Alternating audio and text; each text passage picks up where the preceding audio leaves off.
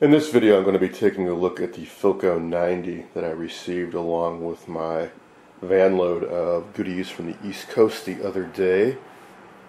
This one I've been especially curious about because it's got some weird modifications to it that I just can't figure out. So this one did not come from the auction. This I actually bought from my buddy that brought the sets over. We worked out a deal a while ago, and he had sent me some photos, and I was a little put off by the modifications, but on the other hand, I do not have any cathedrals in my Philco collection, and the Model 90 I know is one of, if not the most desirable classic Philco cathedrals to have, so I figured, well, what the heck, might as well, because they don't show up that often, at least not in my area, not for reasonable prices, and the cabinet's in really good condition. The other things, like some of the knobs are wrong here, well, that's not that big a deal. Knobs can be had. So this is the only correct knob.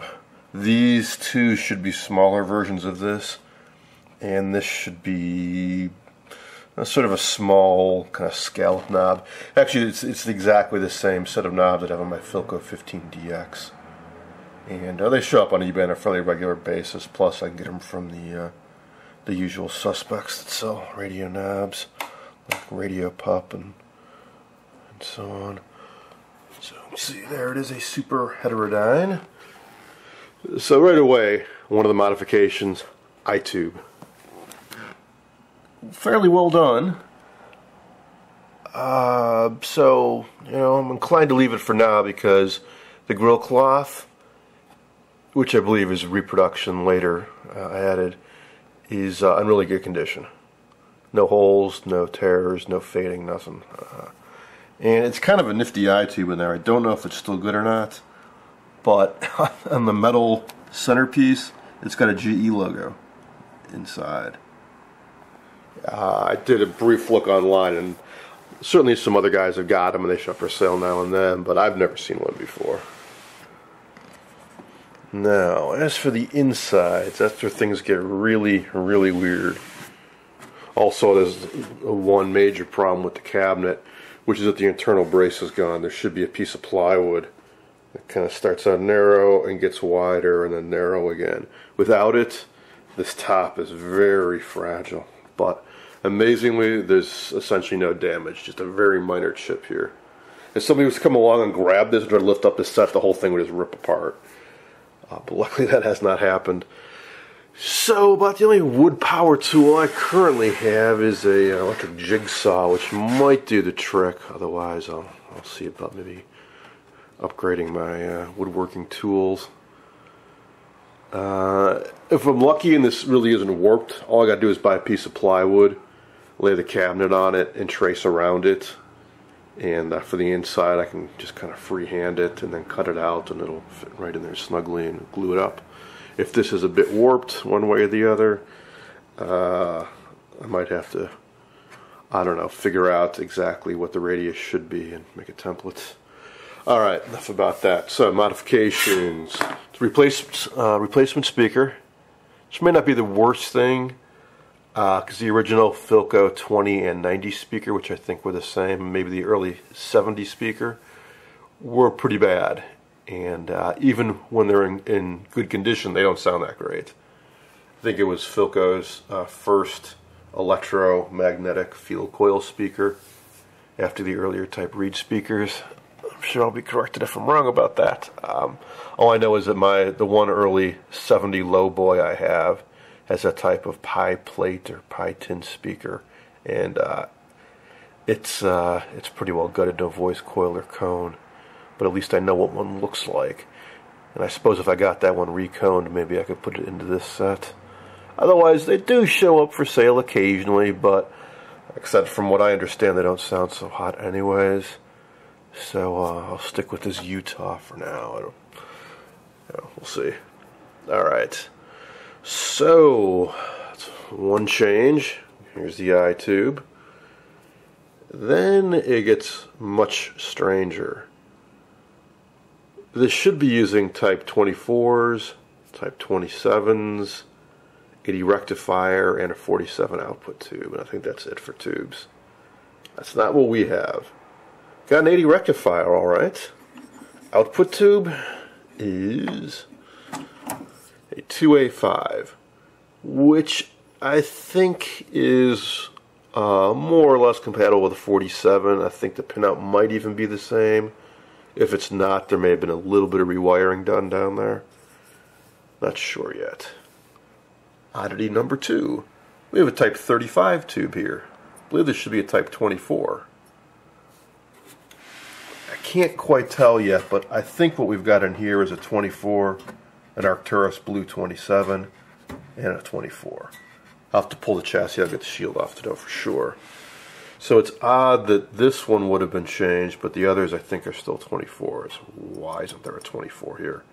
I'm not sure if a 35 is pin compatible with it.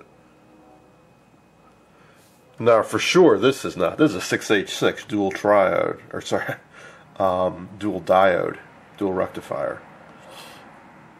From when I saw the schematic, there should be 2 Type 27s in here somewhere. I think there originally was one here, and one where there's an empty hole now. One of them was used for a detector and one for the first AF stage. And then we've got this, which is another octal 6-volt tube, and this is a 6F5.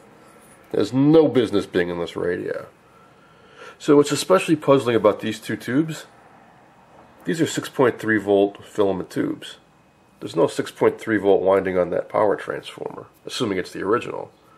It does 2.5 volts, and I suppose 5 volts for the rectifier. So what are these running off of? That's possible it's not the original transformer, although it looks like a Philco to me. Or there could be a little 6.3 volt filament transformer hiding underneath the chassis somewhere. I'm not sure why somebody would have gone to making these modifications. Maybe this has a little bit more gain. The 2A5, I guess, is an improvement over the 47. But I don't know. It doesn't seem like worth the trouble to make those changes when the original worked pretty well from what I understand. I think originally there were 2 caps here, and these are IF cans, I think, or coils of some sort. Alright, so to explore this mystery further, I'm going to have to pull this chassis out. It's in there pretty well, so I assume there must be some bolts below, and I can unplug the speaker here, pull the knobs off the front, hopefully they won't give me any trouble, and let's pull this chassis out.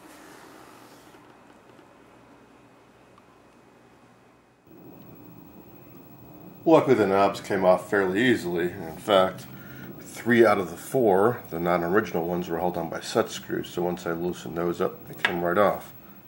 Now this is what they're supposed to look like.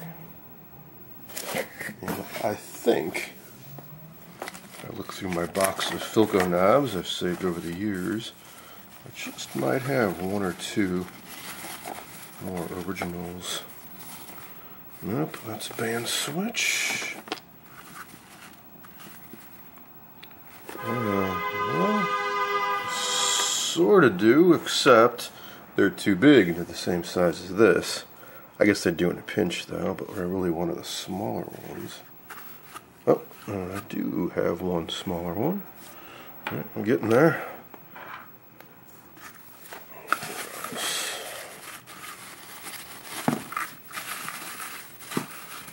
No, that's a TV knob. I think that is too, yeah. Well. Oh, here's one. Alright, I thought I had these small ones somewhere. The color match isn't perfect, but I guess when it comes down to it, all I really need is another one of these.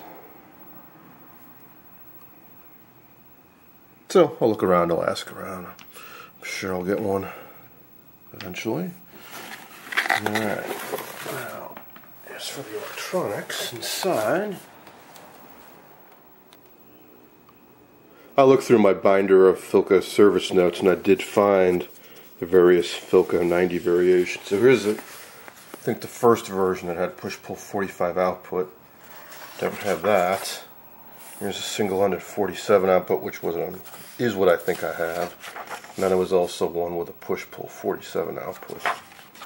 So saying should be a 24 for the RF amp, 24 for the first detector, also known as a mixer, 27 oscillator, 24 IF, 27 detector, 27 amplifier, detector / amplifier, and then a 27 for first AF, and then a 42.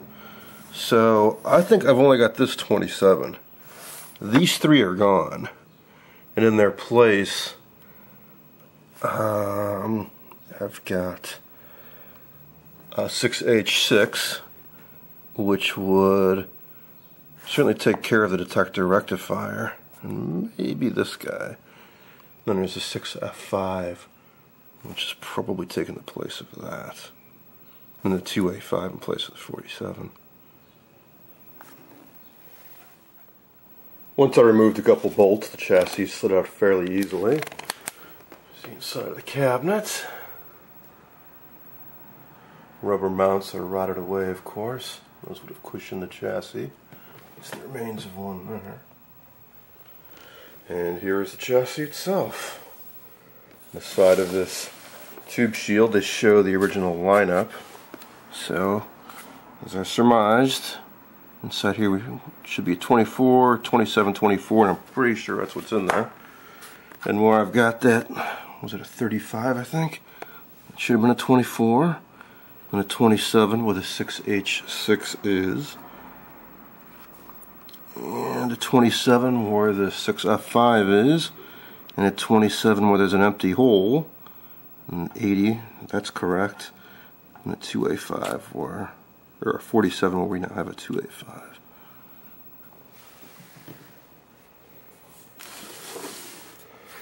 So now the big unveiling of the underneath of this chassis, and we can see what exactly has been done to this thing. I think I was right. Somebody did add a 6.3 volt filament transformer to it.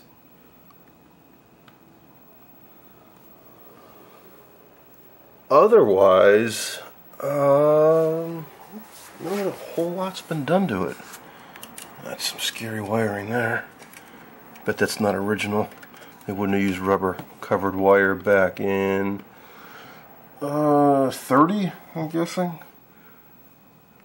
30, 31 was when this was made. And that is very likely a replacement too. Not just a replacement, but a modification. I'm not sure about that thing. Looks like a wire wound resistor. So that leads us to the big question. Do I put it back to stock? Right now, I don't know. I would have to remove these two octal sockets, which is no big deal. I can see they're held down by little screws. Probably the originals were riveted in, and I would have to dig up some old, probably 5-pin sockets. Again, not a problem. I probably already have them on hand. And then, of course, restore the wiring to the way it was. Probably take out the eye tube as well, and take out this transformer. And then carefully go through the entire set and undo any modifications that have been made.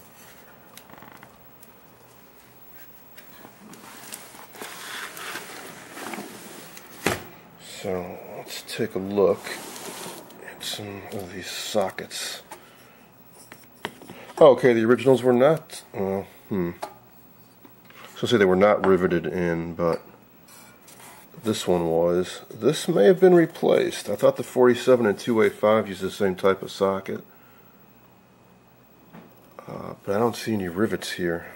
Then again, those holes are kind of off-center, so I don't know. Let's check out this guy over here. And this one too.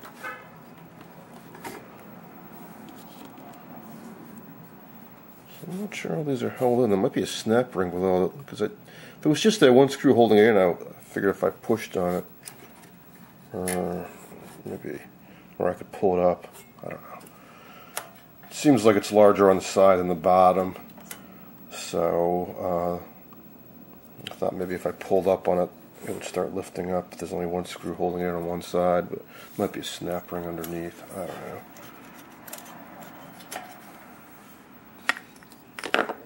But it does look like the originals were held in by rivets. So here and here. And these are newer ones that were retrofitted in. So as I was saying, I can dig these sockets up. It's not really an issue. I have heard that replicating these rivets is kind of tough. Of course, you can always just use these little nuts and bolts too, if I was going to put it back to stock. So last thing I want to do is pop this cover off, take a closer look under here, and then I want to test some of these tubes, especially this eye tube. Because if it's really strong, I might want to think about selling it. I've been comparing the underside of this chassis to the parts locator and the service info, and there have been a lot more changes than I realized. For example, here they show a filter choke. It doesn't exist in this set. I think that's what would have gone to this hole and this hole, and it would have been at a bit of an angle right here. That's what they show right here in the schematic. So normally that would be the speaker field coil, but they show that over here. So we're supposed to have both. I'm not quite sure how this set would have worked without it, without having a lot of hum, but maybe they upped the size of the filter caps. I'm not sure. What else? One, there should have been a big block cap here. So a box right in here with multi-sections to it. Let's see, 24 would have been a 0.1, a 0.13, and two 0.25 microfarad caps in a box, right about where this terminal strip is. I'm not sure what they were replaced with. I just see one paper cap here, but I don't know where the others have disappeared to. I guess maybe there's one here. Alright, and then this device, which they show is 30, which is also a box condenser. 0.25 and 1 microfarad. So where all these caps disappeared to, I'm not quite sure, or how they got away with it. Okay, fine, they swapped out some tubes for other types. How do you eliminate 5 or 6 capacitors from the design and have it work?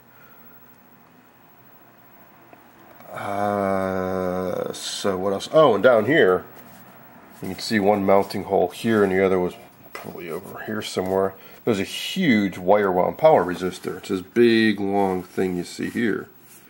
And here on the schematic, big power resistor with 1, 2, 3, 4 taps to develop the bias voltages for the set.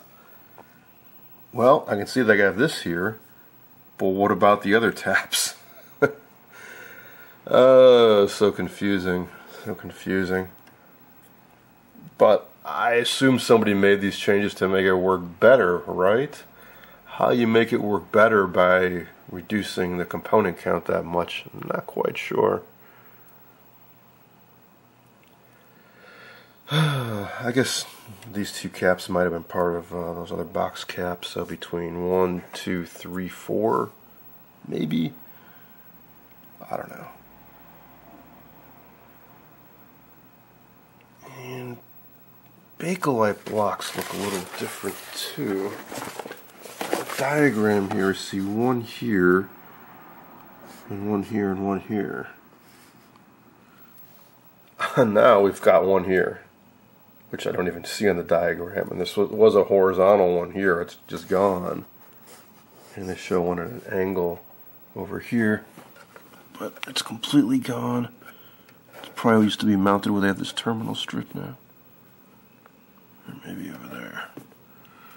So all these terminal strips like this, and this, and try this. Those are all later additions by somebody. This reminds me of that Philco 643 I had that was converted from battery to AC operation and just gutted so badly.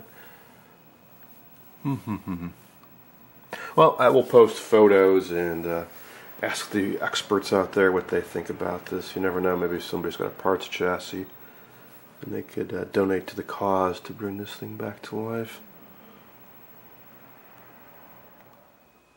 Alright, let's see about testing a few of these tubes. I was asked recently if I like my Cardmatic so much, why do I bother with any other tube testers? The answer is real simple. I only have cards, well, I have the basic set it came with that covers tubes made from about 46 to 56. And recently somebody was selling off some lots of cards, and I picked up maybe another 75 that covers some of the series strung sets. Series strung tubes used in TV sets from the later 50s. But there are still huge gaps in my library of cards. Specifically, I don't have any cards for pre-war sets with the 4 tubes and 5 tubes. Sorry, 4 pins and 5 pins and 6 pins. But I do know they exist. There was a little fledgling effort on Video Karma to start making a database of the cards, like scan them and put them up in an archive online, just like there is for the Cardmatic 123, which is more popular and compatible with some made by other manufacturers, but there's not much love for the 121, so it's been tough to find data on tubes. This appears to be a 6U5. Another number below that, it looks like a 6C5. If such a thing exists. That's what that is. Well, anyways, top number is definitely 6U5. So let's see. I know guys like these old testers with all the switches and all that, but I find them to be a pain, especially when the roll chart like on this one is huge and it's pretty tough to go through.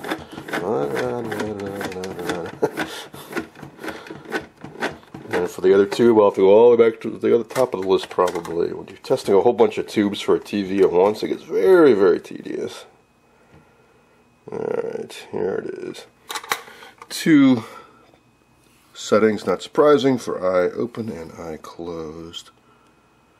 Already got on 6.3 JR 54030. Apparently these 2 settings don't matter, I'm guessing, so I'll just put them at 0. And you press P4. Alright.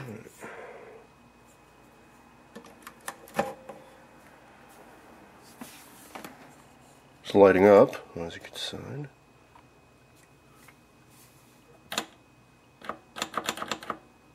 Yeah, nothing's happening. Should have checked for shorts before I did that. I'm not sure what's supposed to happen when you press P4 because there's no reading of mutual conductance or anything.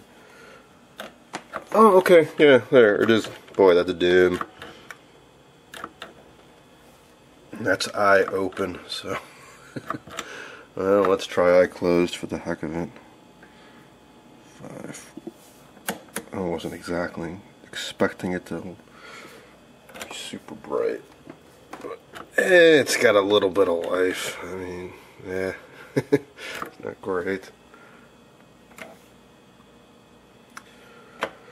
Just checking the line. I forgot to do a line adjust, and I'm actually a tad high, so if anything, it's going to get a little bit dimmer when I drop that down. Oh well. Now, how about that Arcturus tube?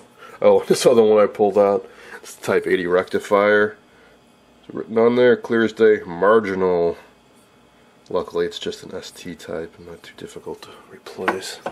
Same goes for the other tubes. That's why I didn't bother pulling them out. ST 24As, no big deal. Easy to acquire. Okay, I'm glad I looked at this tube more carefully. This is not a Type 27. It's what it's supposed to be, but no, it's a Type 56, or at least that's what's printed on top. I'm not really familiar with 56. 57 and 58, yeah. So I'm going to pause this video and take a quick look online and see how it compares to a 27. It turns out that the 56 is a successor to the 27. The 27 having been introduced, I think, in 1927, and the Type 56 in 1932. This was just before they went to the ST type tubes in 32, 33. So let's check for shorts. Alright, nice strong Arcturus tube. Should do for a premium. Probably be best off selling this and using the proceeds to help restore the radio. Because it certainly, not only is this not quite the right type of tube, although it probably works fine, Arcturus globe tubes do sell pretty well.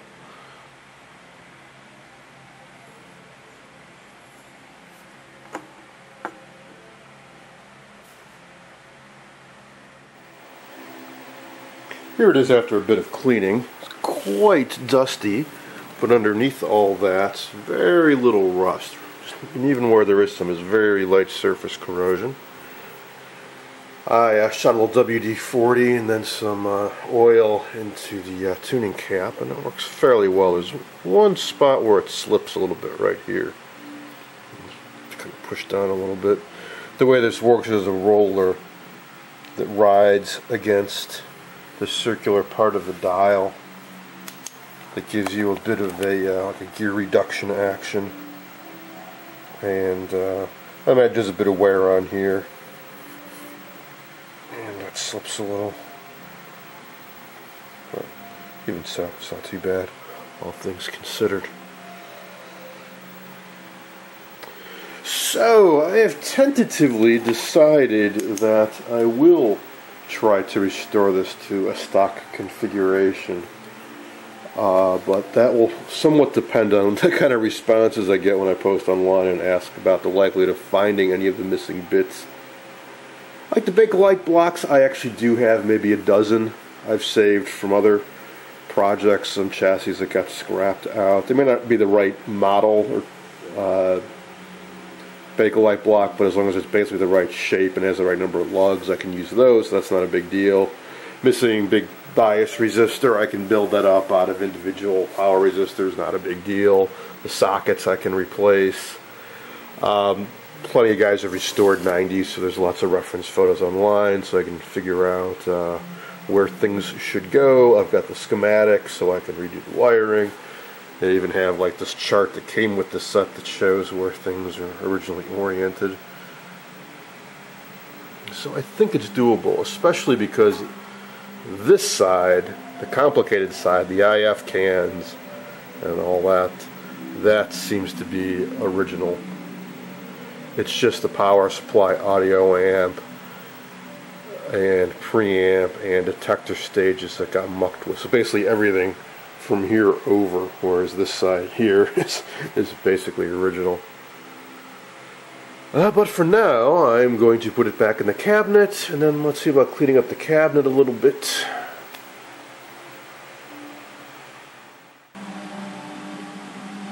Whenever you pick up a dirty old radio cabinet, I strongly recommend you go over with Gojo before you do anything else with Howard's Restore Finish or mineral spirits or steel wool or anything. Get the pumice-free stuff. So it's just like a cream. That's what mechanics use when their hands get all greasy and nasty. At the end of the day, you put this on your hands and all dirt and grime just comes right off. So it also does a great job on radios of getting all the old oil and wax and dirt off of it without harming the wood, the old finish, or anything in any way. Smear it around, let it sit for a few minutes, and wipe it off. So first I like to wipe it off with just like paper towels or rag, and then I'll go over it with mineral spirits to get up any residue. I was wondering about that light line there. The front is separating a bit. Yeah, well, glue and clamping will take care of that. But the glue blocks are loose inside. You can see how that block's coming off there. That is dirt coming off of the cabinet.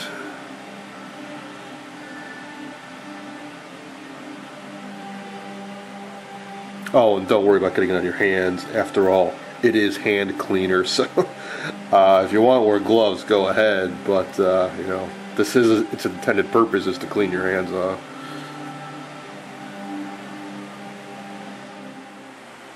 Wow, is that dirty? I ended up doing 2 passes. This is nasty. You can see where the Gojo's run down a bit here. This is how dirty it was. There's where it's been cleaned a bit. You can really see here. I have not cleaned it yet. I'm gonna have to go out and buy another can of Gojo. I don't know if I have enough left to clean this cabinet with. You can see there is quite a difference.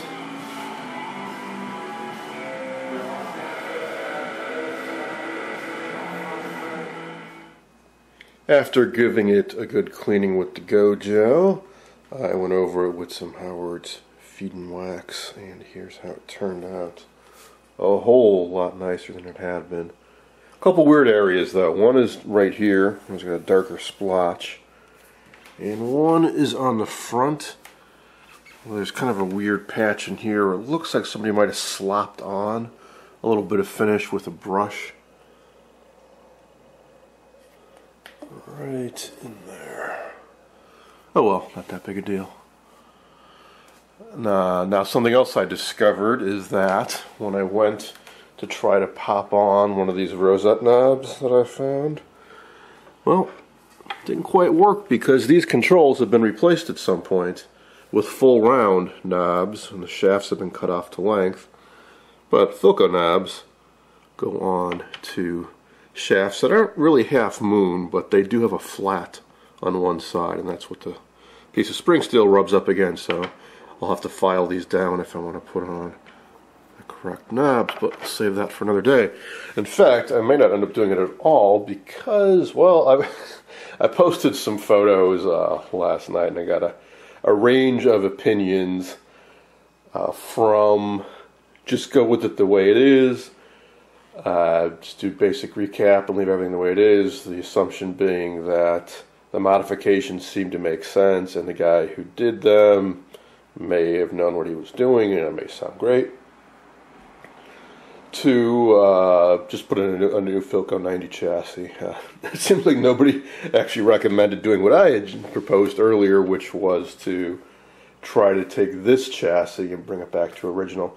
Because apparently Philco 90 chassis are not all that hard to come by, because they also use them in the console version, which isn't as popular, and I guess plenty of those have been scrapped out over the years. So we'll see. You know, put out some feelers. I already have one potential lead on a Philco 90 chassis with the same single 47 output, and yeah, if we can work out a reasonable deal and it's in good shape, maybe the best way to go is to just pop that chassis into this radio. Who knows? I will certainly keep you informed on what I end up doing, but for now it's just going to sit right here looking pretty. I hope you enjoyed this look at my recently acquired Philco 90